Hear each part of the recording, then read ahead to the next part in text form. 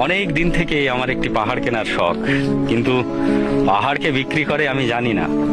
যদি তার দেখা পেতাম, দামের জন্য আটকাতো না। আমার নিজস্ব একটা নদী আছে, সেটা দিয়ে দিতাম পাহাড়টার বদলে। কে না জানে পাহাড়ের চাইতে নদীর দামই বেশি। পাহাড় স্থানু, নদী বহমান, তবু আমি নদীর বদলে পাহাড়টাই কিনতাম, কারণ আমি ঠকতে চাই। নদীটাও অবশ্য কিনেছিলাম একটা দ্বীপের বিনিময়ে।